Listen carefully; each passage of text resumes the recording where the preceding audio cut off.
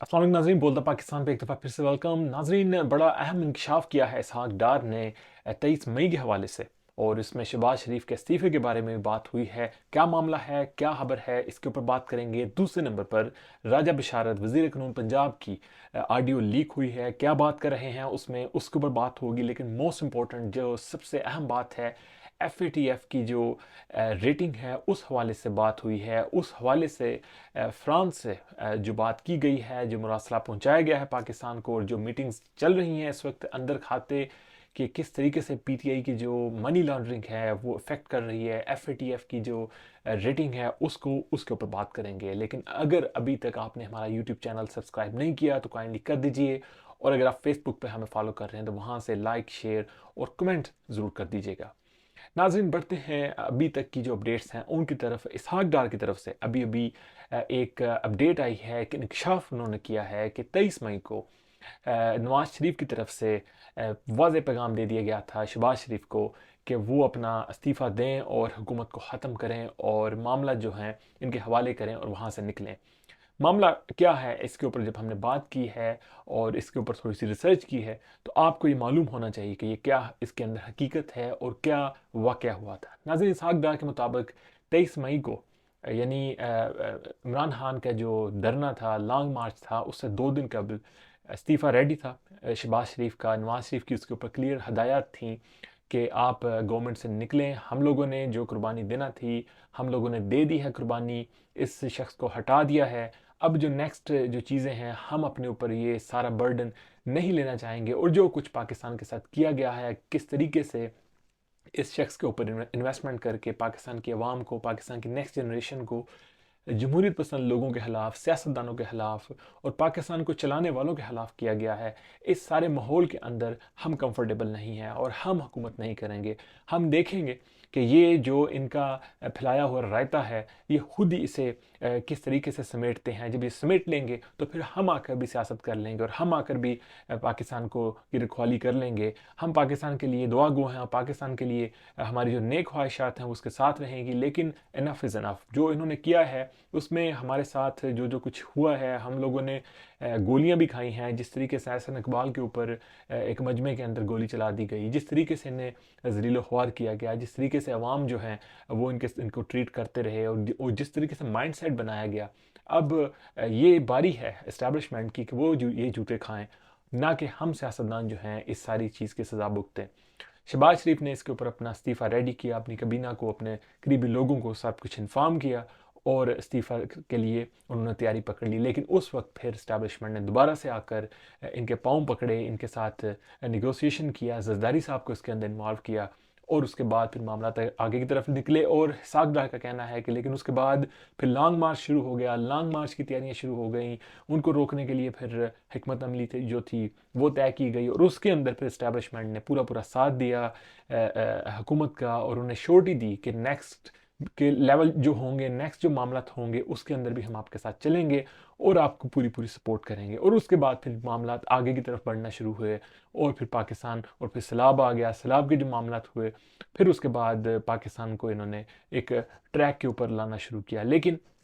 बड़े वाज़ेह तौर पर उन्होंने बताया है कि ये जो 23 मई को इस्तीफ़ा जो था वो हो चुका था, और हुकूमत जो है वो छोड़ रहे थे शहबाज शरीफ, और नून लीग जो है वो बिल्कुल आउट हो रही थी सियासत से और पाकिस्तान के मामला से। नाज़रीन, मामला ये है कि जिस तरीके से पाकिस्तान के अंदर हालात बन चुके हैं, आप लोगों के सामने है कि डॉक्टर्स जो हैं वो अपनी पर्चियों के ऊपर vote PTI, vote Imran Khan लिखते रहे हैं। जिस तरीके से ब्रेन वाश किया गया है पाकिस्तान में, सियासतदानों के खिलाफ जिस तरीके से ब्रेन वाश किया गया है, स्कूलों के अंदर, कॉलेजेस के अंदर सियासत गुजार दी गई है, जिसी यूनिवर्सिटीज़ जो हैं उनको नहीं छोड़ा गया, उनके अंदर जाके जलसे जुलूस करवाए गए हैं। दुनिया में किसी जगह पर, किसी मुल्क में, किसी रीज़नेबल जगह पर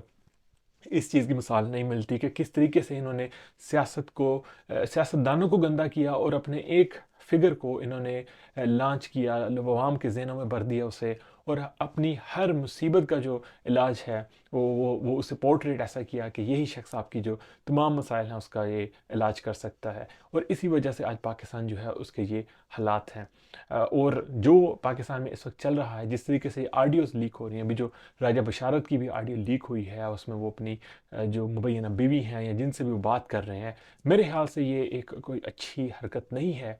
लेकिन ये वो लोग हैं जिन्होंने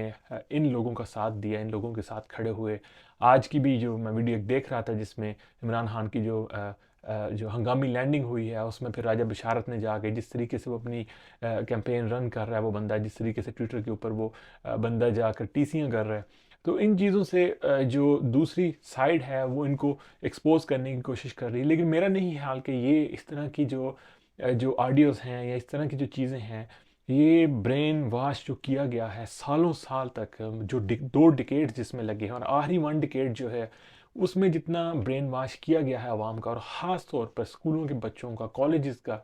ये कुछ ऑडियोज़ के साथ, और अगर कुछ वीडियोज़ भी आ जाती हैं तो इनका वो ब्रेन वॉश इस तरीके से ख़त्म नहीं होगा। ये वही ब्रेन वॉश है जो वो जो धमाके करते थे आकर, जिन बच्चों के साथ वो बांध देते थे और वो आकर के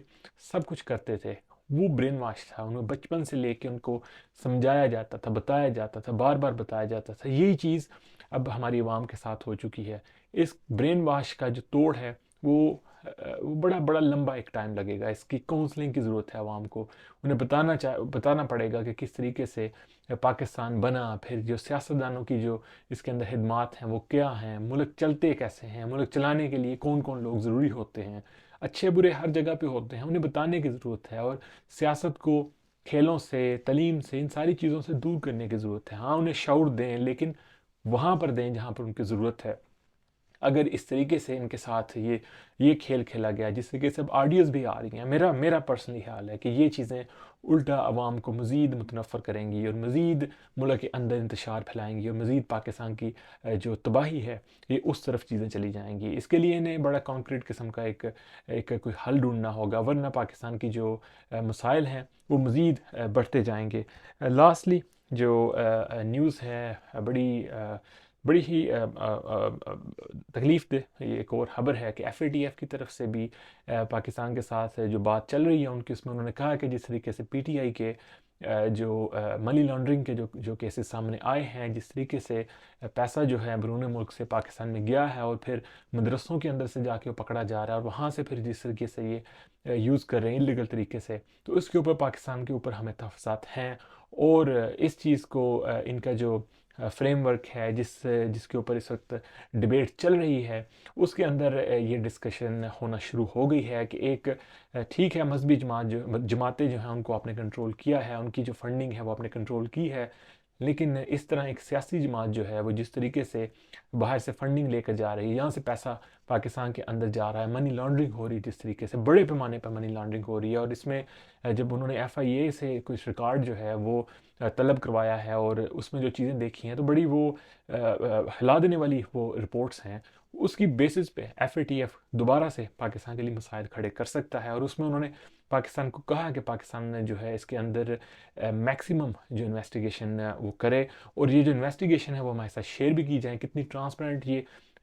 इन्वेस्टिगेशन है और इसके अंदर रिजल्ट्स जो वो हैं वो क्या हैं, और उसकी बेसिस पे फिर पाकिस्तान की जो रेटिंग है उसे नॉर्मल किया जा सकता है। देखिए नाज़रीन, पाकिस्तान के साथ जो कुछ भी हुआ, ख़ास तौर पे पिछले 5 से 6 साल के अंदर जो कुछ पाकिस्तान के अंदर हुआ, पाकिस्तान की सियासत के अंदर जो कुछ हुआ, पाकिस्तान के आज आर्मी चीफ़ जो है उसे ककोल में खड़े होकर ये कहना पड़ रहा है कि पाकिस्तान के सियासी और मुआशी मामलात के अंदर जो भी जत्थे, गिरोह या ममालिक पाकिस्तान को डैमेज करने की कोशिश करेंगे, हम उनके ख़िलाफ़ हैं। यानी उस बंदे को आज ककोल में खड़े होकर ये चीज़ कहनी पड़ी। अनफॉर्चुनेटली ये चीज़ उन्हें कहनी पड़ी वहाँ पर खड़े होकर, क्योंकि इसके ज़िम्मेदार शायद वही लोग हैं जिन्होंने इसे प्रिपेयर किया और इस सारी चीज़ को लेकर के यहाँ तक लेकर आए। ज़रूरत इस अमर की है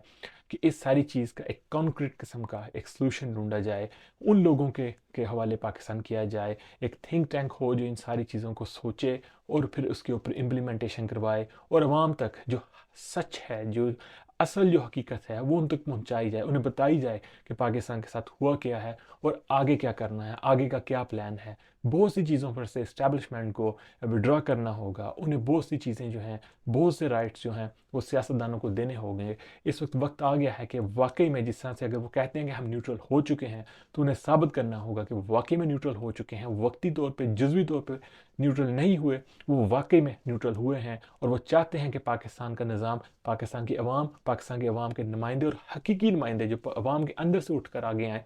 वो चलाएँ। दुआ कीजिए पाकिस्तान बेहतरी की तरफ जाए और उसको एक क्लियर जो ट्रैक है वो मिल जाए। देखते रहिए बोलता पाकिस्तान।